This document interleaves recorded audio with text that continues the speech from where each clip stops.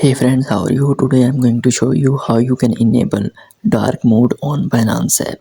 So without wasting any time, let's get into it. So firstly, you need to open your Binance application, and from here you need to click on this menu bar option. Here is the menu bar. You need to click on this Binance logo,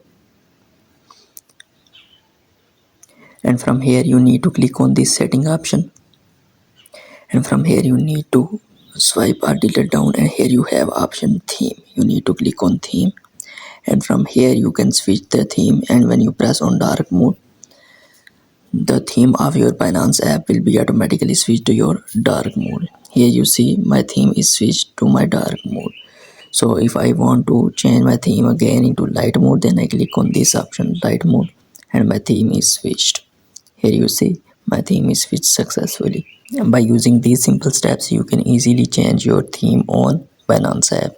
I hope you found this video helpful. Please hit a like button. Also subscribe to our channel for future updates. Thank you.